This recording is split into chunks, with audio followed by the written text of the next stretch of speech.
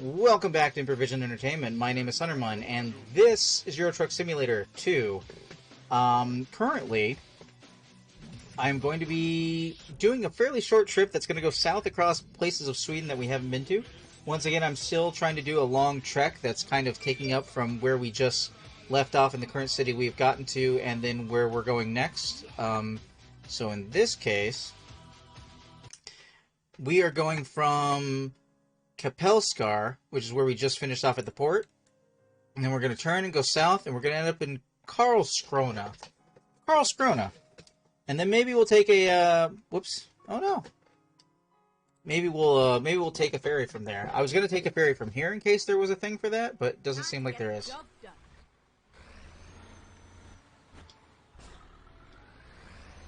So I don't think this is going to be that long of a trip.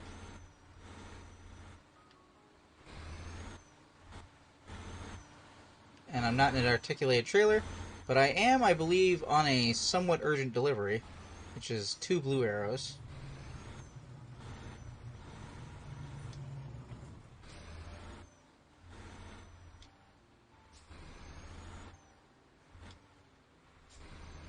Let's see here. So it's actually maximum 30 kilometers through here.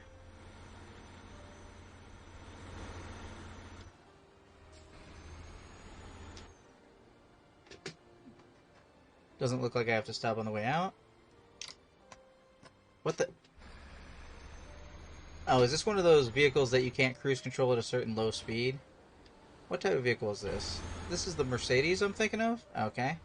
Noted. I'll keep that in mind. Get ready to turn right. Getting ready to turn right. Should have enough gas to get to our destination, I think.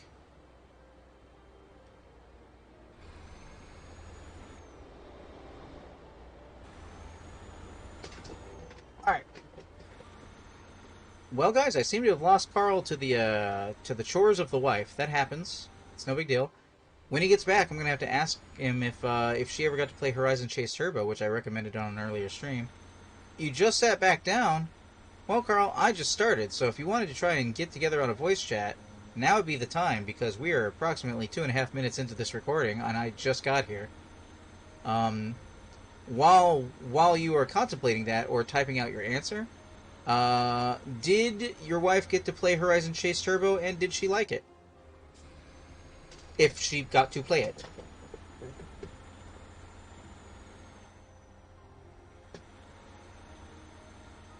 Not yet? Okay. Do you want to get on voice chat? Install it, but no free time. Free time is really the kicker. Yeah, alright. Okay. Well, hold that thought, everybody who's watching.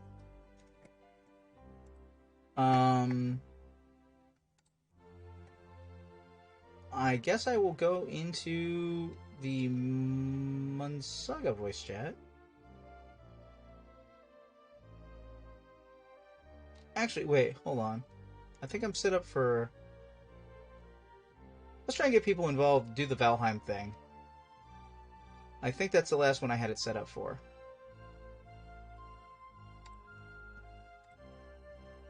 Let me get my Discord thing to appear. Oh, is that not what it's set to? What's it set to?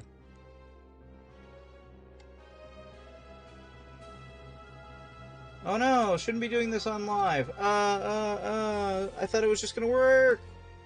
I always make that mistake.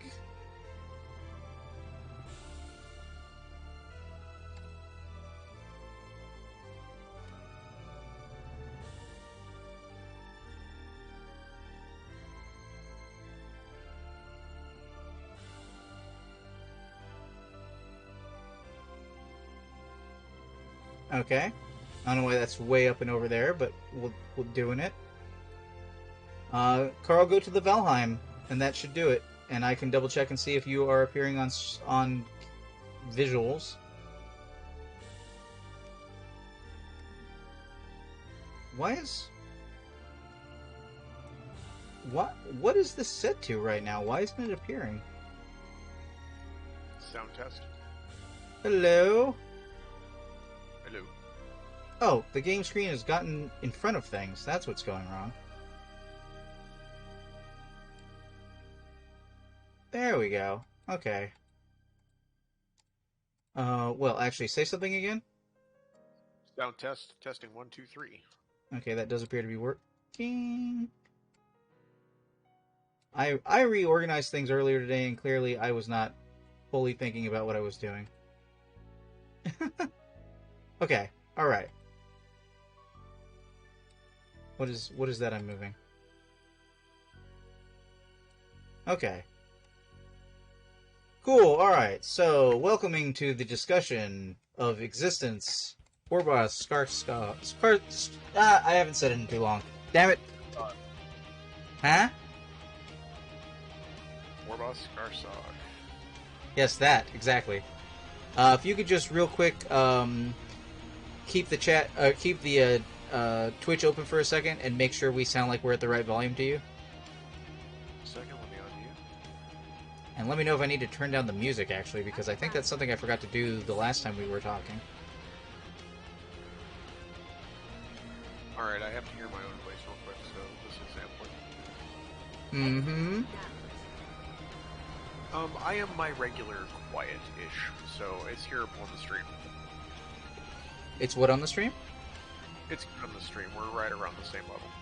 Okay. What about the music? I'm not really sure what its volume is compared to you. If it was me, I'd take the volume down maybe another 5%. Okay. I can do it. I can do it 9 times.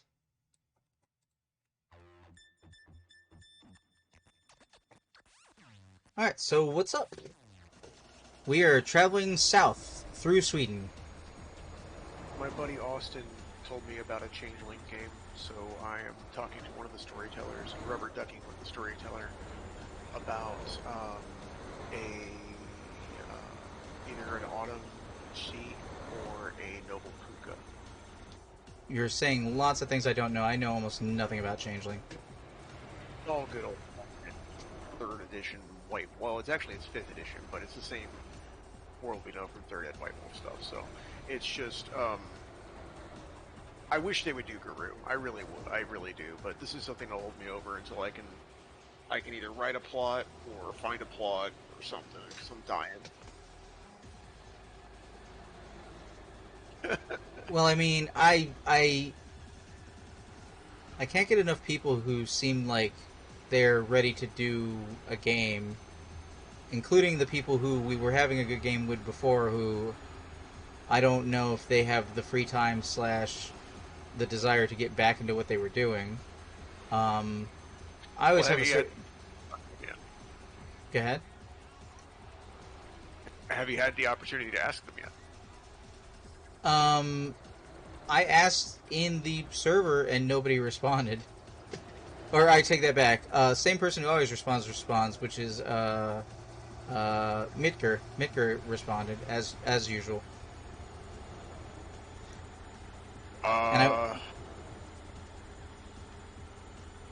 So the only reason that I haven't responded is because I've got all notifications on all Discord servers, my own, locked, because for some reason if I see a red dot, I start getting anxiety for work, because Slack was a leash, and it freaking traumatized me, to be real. So that's the only reason I do it, because it makes me freak out and feel like I'm hard obligated to answer everything that's going on there, and even if it has nothing to do with me. Sure, I've gotten pretty good about hard pruning my Discord so that I'm only getting notifications for things I would care about. Well, I think more people are paying attention to the Improvision Entertainment Discord channel than the other, on probably for similar reasons that they have the server on global mute, because they just red dot freak out or whatever case may be. So if you say something in the Improvision Entertainment channel, not only will you be able to get in contact with those others who have who were involved in that game, but you might be able to draw in a few more new ones. That channel seems to be a bit more occupied. Yeah, I mean, there's basically nobody's over there in Sliver Cove. So, just give it a shot. Okay, I'll try again. But I still think Tell me everybody if- is tell busy me with if not you're having, worried like... about me responding. I'm giving you my response now. Yes. Well, yes, but, I mean, we've already spoken of this. I have files and files of things to, like, do. And how much damage did that do to me, by the way? I could Oh, literally weird. pick Running up over... Ulrich at any minute now. What, you doing what? I could literally pick up Ulrich at like any minute now. Work is finally, I have, a, like, return to, like, normal life. 9 Yeah. to 5, I don't work late unless I want to. Yeah, I think the big concerns are... The big concern for me as a storyteller, with I don't think is something that can be met right now, which is making things the most difficult, is I still want to have game. I think it's important to say, you know, kind of like scheduling stuff on Twitch. I say as I fail to meet my scheduling requirements at this very moment. But like having a schedule for being able to know that everybody's going to be together to hang out for game. But it felt like at the end there, before we went on hiatus, that people were just in and out, not really responding, kind of almost doing play-by-post, and on the days of game, which is very discouraging for this is the time we actually have to, like, get together and do the thing. And then Keep left. you know, people were getting more out of the in-between, but, like, I don't want to do... Like, one, I can do cool stuff all the time, but also Right. I kind of want to mostly do cool stuff, or at least guarantee that there's going to be some cool stuff to be done at game specifically. And when nobody's, like, invested on what would be game day, it's hard to feel like you're not screwing up as a storyteller. And if not screwing up, well, then being unfulfilled because you're not having people have cool story things. Go straight on. So I gotta say, Hunter, I am very fulfilled by play-by-post. Like so you have very little to worry about with on that factor. Now the play-by-post is a matter of convenience for me, because Right. I can check it on my lunch break or coffee break or whatever and get my game fix. And having a static game day, although it has become a little bit easier for me now. I don't want to get too many things going on. I want, like, my wife and I we're having a great time, and it's because I've been considerably more attentive to her. So what I do is, like, I don't game usually from like about 8 p.m. on Sunday until about 6 p.m. on Friday. I can game in there. It's not a big deal, but I leave all of that time available for her, and I play with my animals, and I take care of the chores and things like that. And it is keeping my family life very, very content. Found the magic spot. Worked out really well. So I don't want to disrupt that flow too much. I mean, right, and I get the convenience of play-by-post, but the inconvenience of play-by-post is, to be frank, is mostly on the storyteller side of things. When you need people to be together because they're werewolves and they gotta, do pack actions and work as a sept and what have you, especially if that's still going to be the main group of the characters of the game, or at least half of the group characters of the game, then we do need nights in which everybody can be together and play together. If I'm having a whole bunch of For the scenes, big combat scenes, kind of thing. well, yeah, but also the big drama scenes, because if we just do play-by-post, then what ends up happening is we end up with a bunch of people in a bunch of different rooms with sometimes multiple characters for themselves, talking with a bunch of NPCs, and, like, I realize benefits of text allows me to create characters and interact with them in multiple scenes simultaneously without having to run back and forth across a parking lot like I used to. And that's one of the things I've always enjoyed about doing chat-based stuff. But at the same time, when I don't have an assistant storyteller, when I don't have a knowledge that everybody is on the same page as far as how a scene is going, then that's very it's very non-cohesive as far as trying to get like a plot going.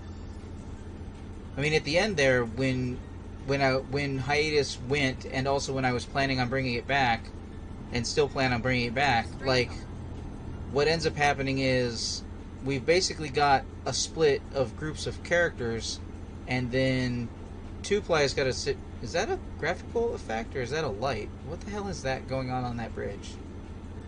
Oh, that's just a weird... Some kind of signage? Or maybe... it's like no, a little it was... patio there so people can just look out if they want. It's having some sort of, like, texture conflict with the red lines. I was like, what the hell is happening there? In the beginning. Okay, in any event,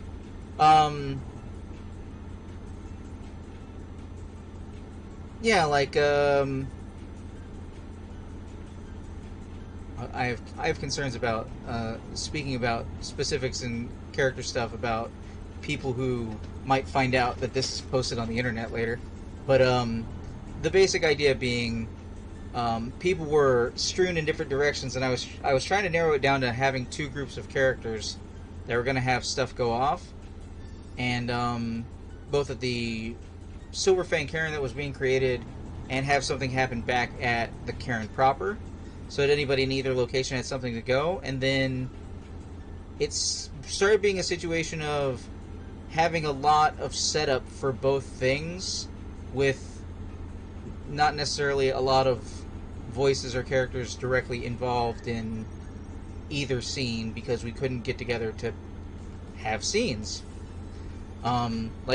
Besides exactly how to start up and get people involved and that kind of stuff, the only real hurdles I have for myself for getting game back underway is there's a couple of characters who got introduced at the end there who I have a pretty good concept of, but maybe like don't remember their names or their deed names, and unfortunately, because it was like at the end there, I sometimes when I am feeling out an NPC, I don't necessarily put them as much in stone until after they've been in like 4 or 5 games, and we weren't quite at that threshold for all those last characters. So even though I know I have notes for them, I don't necessarily think that I have as many detailed notes for as many details as I gave out there at the end. I just realized I haven't been paying attention at all to where I was driving, so luckily I've just been going up a highway the whole time in the right direction. Well, so to be real,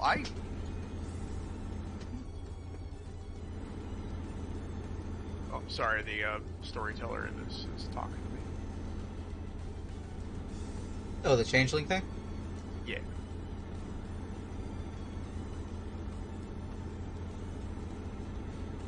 Okay, so, I can't imagine reloading from a mistake in this game. A lot of people talk about how, like, yeah, when you see it save in the top corner, you're good to, like, if you make a mistake, reload from there. I'm like, man, reloading would be such a loss of time, though. Like, yeah. Who cares? Just try to do better on your next runs. Every forward momentum is progress towards more money. I technically have enough money for my first truck right now, but I kind of want to have extra spending cash to, like, do some modifications and not get, like, a base level truck. That's kind of my thought. Also, I am kind of trying to drive all the way back to Turkey, I think is the idea right now. Because I've traveled so much. I traveled all the way to Western Europe. Then I ended up traveling pretty far into Scandinavia. And now I'm coming back down from there. And I'm like, well, I could just try and get back to Turkey where my home base is. Because when I buy a truck, I'm just going to be teleported there anyway. Might as well make it congruous. I'm going to be fast traveled back to base at that point.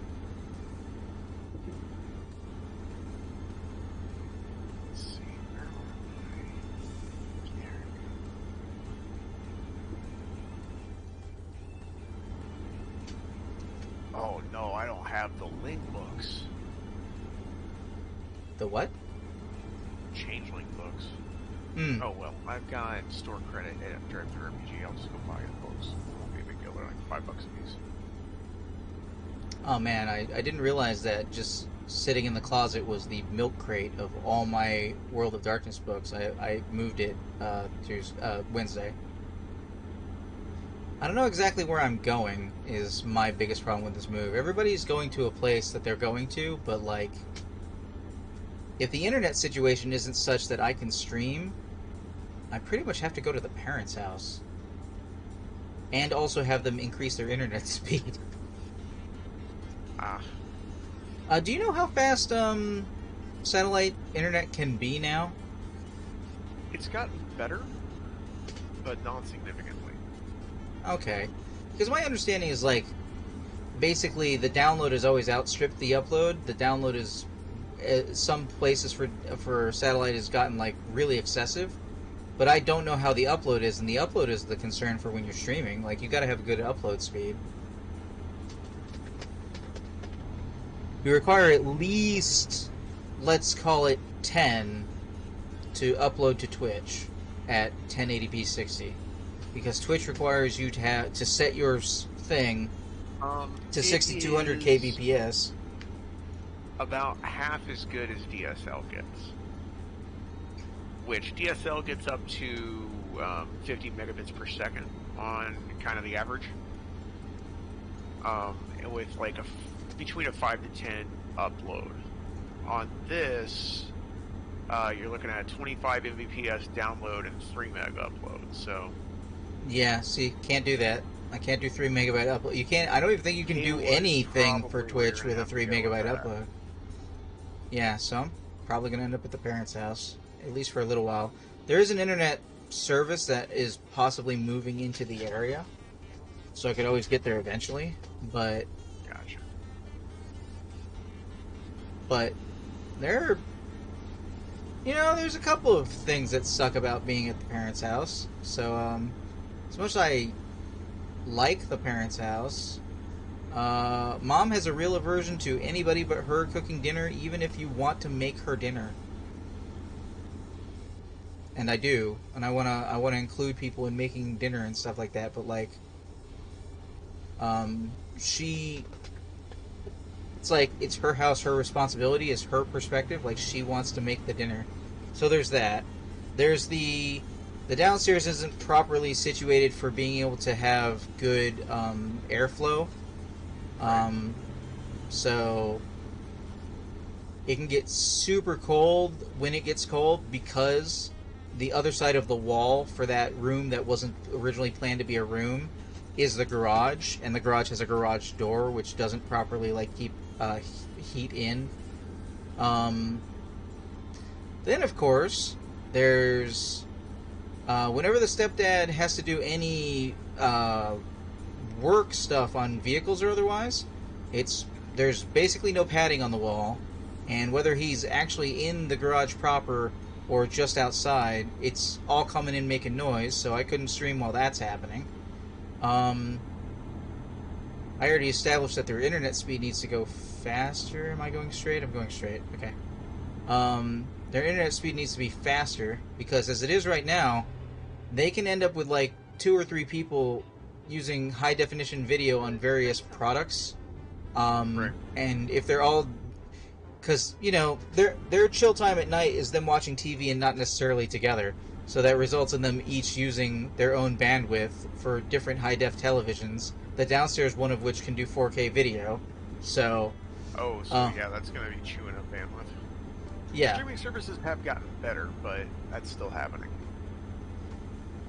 well, yeah, and again, that's download, not upload, but it still seems to be taking up the total bandwidth on at least their version of Spectrum for whatever reason, when they are also both doing stuff at the same time.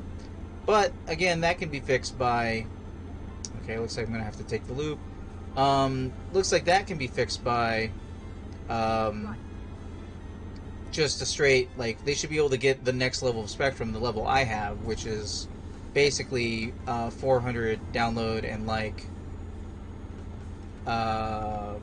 15 upload, something like that.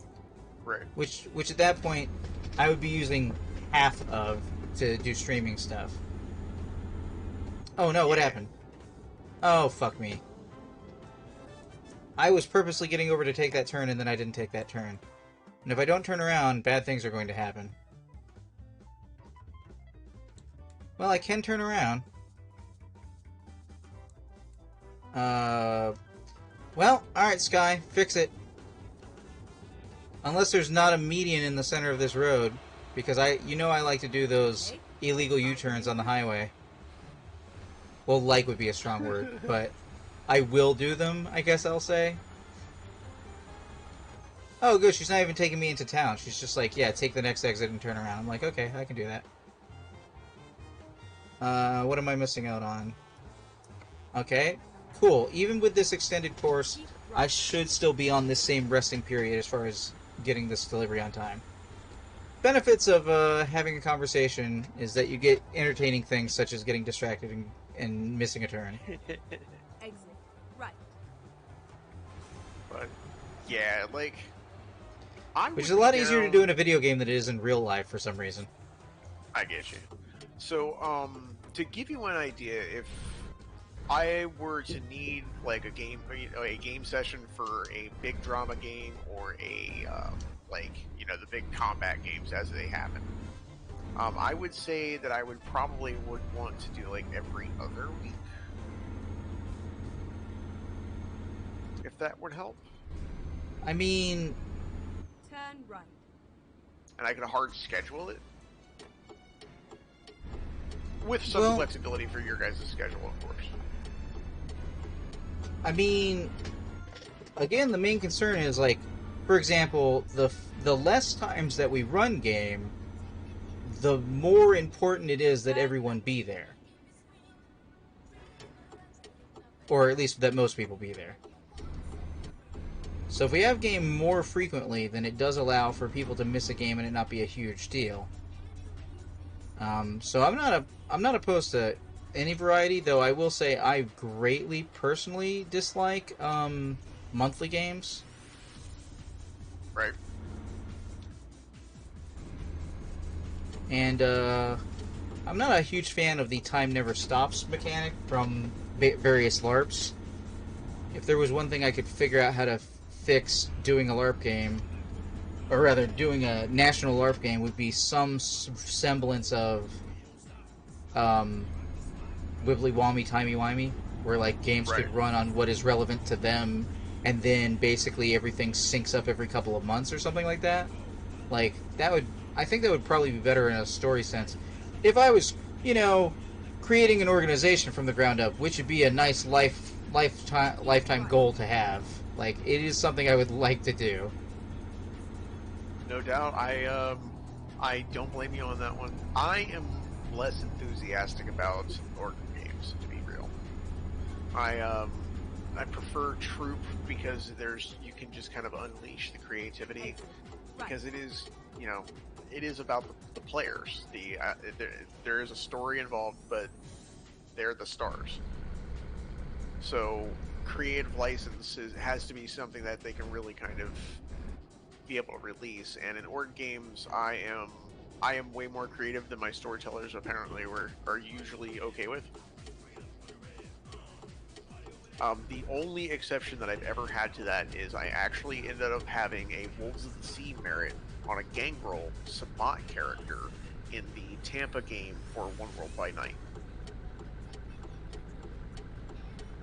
What does that Because mean? I gave like a 30-something page write-up and was like, look, this is what I want, work with me.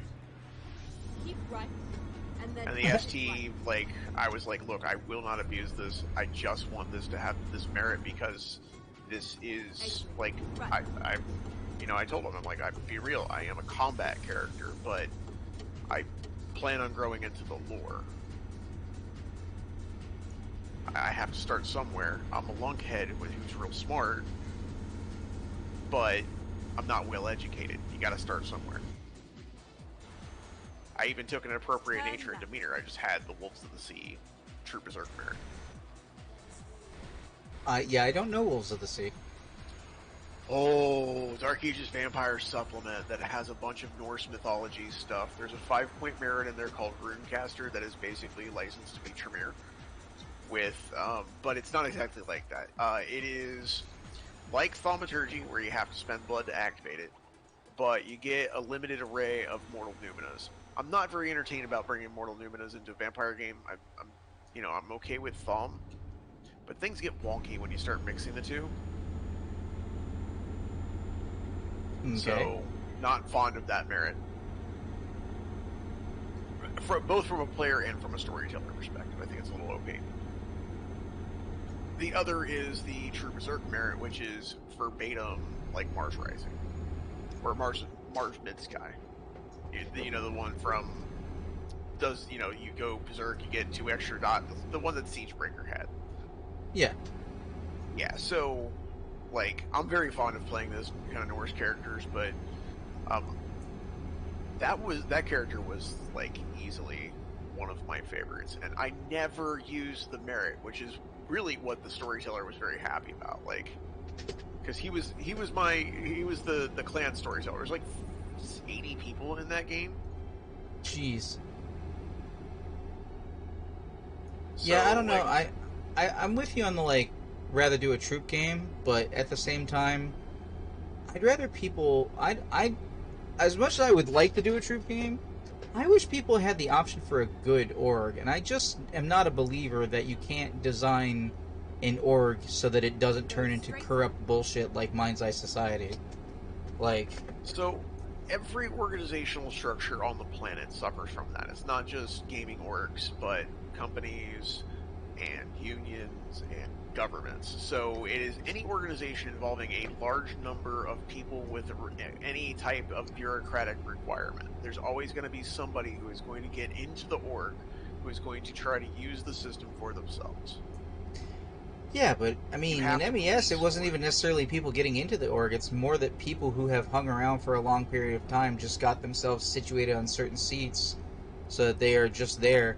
They ignore the rules, and... Yeah, that's the same. It's the same basic kind of thing. It's corruption. It's any time that there's that happens. Gotta be our some way to system. do some checks and balances somehow. At least, like, that's... I mean... It shouldn't be hard to be better than Mind's Eye Society. Like... Well, all you have to do is just put a maximum term limit. MES does not have maximum term limits. It's the same way that you'll be able to keep They instituted maximum term limits, but what ended up happening was somebody like Deb Pateller Clark reached her term limit because she was almost there anyway, and she was like... She's the one who fucked me over the most number of times, so fuck her, I named her. But, Right. She became assistant of what she was, so basically she kept doing the same job. Right. So she no longer held the position technically, but she was still doing the job. Get ready to turn left. And when you just fragrantly violate the rules, like, what am I supposed to do with that? When I become absolutely convinced that I have gotten, as part of my harassment bullshit, I have gotten it to the point where I understand the rule book better than the people who are putting rulings down on me. Like, Right. That's not good. Like, when I can continually cite, get over. When I can continually cite the places in the book in which you can't do whatever it is that you're saying you're doing, we got to the point, in case you don't know this, Carl, like, we got to the point in our local game in the upstate where everybody at game, except for, like, maybe, like, one person who was very religious and hated me because I was an atheist. Let's just be real. Okay, so put that aside for a second. Except for, like, Right. the one person, maybe two people who were both that way. But, like, putting them aside for a second, everybody else at game was like, we can't believe this keeps happening to you. This is totally bullshit. Like, people who didn't like me, like, 3 years earlier, who just came to know how I was and my mannerisms and all this stuff, like, Right. people were kind of, like, at least tolerant of me as fellow LARP players, would go, okay, this is bullshit. Why the fuck does this keep happening to you? And basically what ended up happening was, Go straight. what is happening right now? Hold on. These weird road configurations, and that's a cop. But since a cop made me wreck one time, fuck them. Okay. Go straight on. some complex road shenanigans are occurring. All right. Basically, okay. So, keeping in mind that this is happening 3.5 years into game, and I've basically been harassed since month number 2. Right. And this is like event number 7, 8, or 9 of interactions. And what ended up happening was they took from one of these two people who has a problem with me. They used it as an excuse, told them not to talk to other people, and said they were going to see this through to the end. But in not talking to other people, we didn't get to like have it out as people and realize what was going on, and so they took her dialogue out of context. And when we had to when the coordinator, the person who is at game who's supposed to be doing the in-between, talking to the higher-ups, and basically doing the out-of-character dance to figure out what's going on, when she got word of what was happening and that certain people at game were being told not to talk to me and not to talk to each other because this was a big deal and something, when she finally got that from enough people and pieced everything together, she was like, holy shit, they're just absolutely going to railroad you out of the game at this point. Like, they are going to set up a whole bunch of things, nobody's going to dispute it, and by the time it goes through the system, you'll be so completely destroyed that there won't be a recourse for it because of the way they're taking everybody out of context. And I can't believe after all these years I'm still concerned about the other people involved, but like vague booking the answer. But yeah, that's anxiety happening. I get you. Yeah, I mean, I've always had some level of anxiety that was always at the level of, no, I don't. I have fucking issues sometimes with, like, I'd always rack it up to exclusively the being on the spectrum, you know, overthinking things, always being worried about whether people. But no, after I got harassed for 3.5 fucking years in Mind's Eye Society by a very small group of people who were using their power in like completely unfair, like not even unfair, like corrupt ways, ignoring the rule book, all that good stuff. Once, I'm sorry, there's a truck that's come to a stop in front of me. What's going on? Okay. They didn't have any brake lights. I was like, what? And at the end there, what ended up happening was I was storyteller. And my assistant storytellers were having to run game because every few weeks they would try and kick it up the next level of the chain while I'm trying to dispute things and basically say, you're on suspension for this, you're on suspension for that. And they did this math that basically amounted to, you're taking this punishment, you can't stop it, you're suspended for a month. And the way it worked out was, like, not only was I completely innocent by every measurable assessment of what was going on, but the month that they had timed out, they were like, and you don't have to worry about time served. Well, the time served, right, was basically local level. I was basically unable to play, or in this case, unable to storytell for a certain period of time. And at the end of that time, just before game, you are basically, your time gets put on pause when you go up for suspension. And I've been doing this fucking shit for 3 years at this point, right? So what I did was, right before game, I put in my appeal. And then I go run game. And then they get back to me like 2 days later, after game had happened, and they'd be like, oh yeah, this, that, and the other, we're doing this process, blah-de-blah. And they were keeping track of the fact that basically I was running game because, you know, there's a game happening and the storyteller needs to run game, and nobody at the game has any problem with the storyteller. Like, I mean, except for the two people. Okay, hold on, where am I going? Okay, I'm about to drive past the place again.